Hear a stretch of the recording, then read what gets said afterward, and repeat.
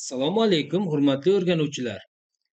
Navbatdagi video darsimizda biz siz bilan shu paytgacha JavaScriptda o'rgangan ma'lumotlarimiz, bilimlarimiz, ko'nikmalarimizdan foydalangan holda oddiygina bir kichikroq qiziqarli dastur tuzishga bag'ishlaymiz.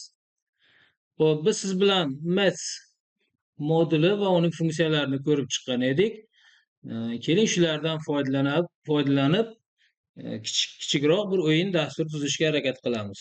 Bizni dasturimiz shoshqol toshi 1 dan 6 gacha tasodifan tushadigan toshlarga asoslanadigan o'yin bo'ladi. Keling avval dastlab bitta shoshqol toshini tasodifiy 1 dan 6 gacha son hosil qiladigan dastur yaratishni ko'rib chiqaylik. Xo'sh, let number o'zgaruvchisini yaratdik va unga qanday qilib 1 dan 6 gacha son hosil qilamiz. Biz siz bilan Maths ning random funksiyasini ko'rib chiqqan edik. Men birdaniga to'g'ri javobni yozmayapman, sekin-sekin tushuntirish orqali olib bormoqchiman. Demak, mana shu Maths random buyrug'imiz 0 dan 1 gacha oralig'ida bo'lgan tasodifiy sonlarni hosil qiladi. Xo'p, buni keling mana bu yerda izoh sifatida yozib ketaylik. Birinchi ishimiz mana shu hozir yozganimiz Maths random 0.00001 dan, albatta bu ancha cheksiz bo'lishi mumkin, 0.999 va hokazo mana shungacha bo'lgan sonni hosil qildik. Xo'p, endi keyingi ikkinchi qiladigan ishimiz shu sonni 6 ga ko'paytiramiz. Ya'ni mana bu yerda ko'paytirilgan 6 qo'ysak, natijada nima bo'ladi? 0.0001 bundan 0 hosil bo'ladi. 6 ga ko'paytirganda 0 yana qanchadir nollardan keyin va keyingi yuqori chegarasi 5.999 va hokazo mana shunday son hosil bo'ladi. Demak, mana shu hozir biz yozib bo'lgan jarayon bajarilganda 0 ga juda yaqin sondan 6 ga juda yaqin songacha bo'lgan qandaydir sonlar hosil bo'ladi.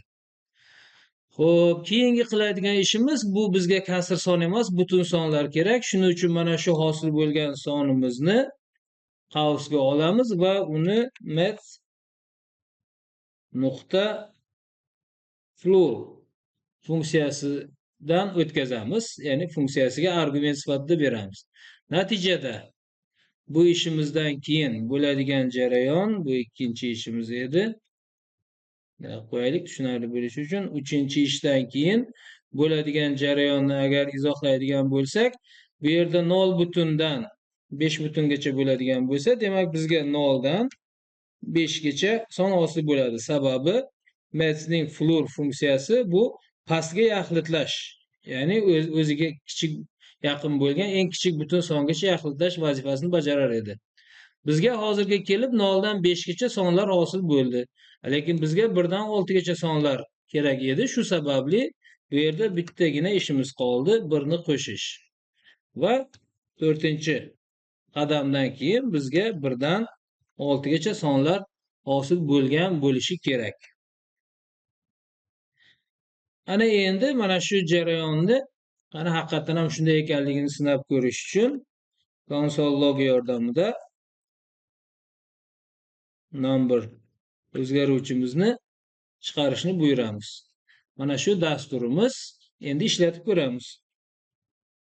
Mana hozir bir marta ishlatganimda 4 soni hosil bo'ldi. Yana ishlatamiz. 6 3 3 4 6 5 va hokazo. Mana har safar har xil tasodifiy 1 dan 6 gacha bo'lgan sonlar hosil bo'lyapti. To'g'ri, hozircha 1 hosil bo'lmagan edi, ana 1 ham hosil bo'ldi. Xullas 1 dan 6 gacha tasodifiy sonlarni hosil qilish vazifasini bajardik. Mana shu ketma-ketlik umid qilamanki sizga tushunishingiz uchun yordam beradi. Keyingi ishimiz bizga ikkita son kerak edi. Ya'ni biz o'yin yaratmoqchimiz. Bittasi mening raqamim, bittasi sizning raqamingiz bo'lishi kerak. Demak, my number, ikkinchisi your number. Ana ikkita o'zgaruvchiga mana shunday ikkita son hosil qilishni buyurdik. Endi konsol logda bektikdan ham foydalanaylik. Esingizda bo'lsa, bektikdan foydalanib interpolyatsiya xususiyatini qo'llagan edik. Ya'ni o'zgaruvchilarni to'g'ridan-to'g'ri matnning o'ziga joylashtirish. Xo'p, buning uchun mening raqamim deymizda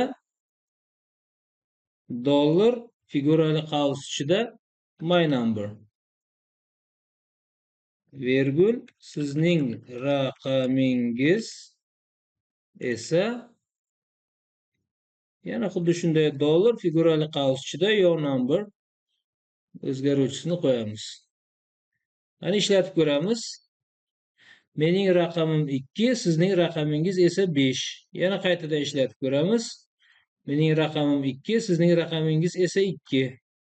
Yana bir marta 4 4, 6 2, 2 4. Mana shu joyda hozircha bizni o'rgangan bilimlarimiz mana shu joygacha yetadi. Ya'ni ikkita o'zgaruvchiga mening va sizning raqamlaringiz o'ziga ikkita 1 dan 6 gacha tasodifiy son hosil qildik. Endi keyingi vazifamiz kimning raqami kattaligidan kelib chiqqan holda siz yutdingiz, men yutdim yoki durang degan natijalarni chiqarish qoldi. Bu ishimiz bilan esa biz keyinroq shartli if operatorini, shartli dasturlash mavzusini o'tgan vaqtimiz shug'ullanamiz. Hozircha shu joyini yaxshilab o'zlashtirib, tushunib oling. Shuning bilan ushbu video darsimizni yakunlaymiz. E'tiboringiz uchun rahmat.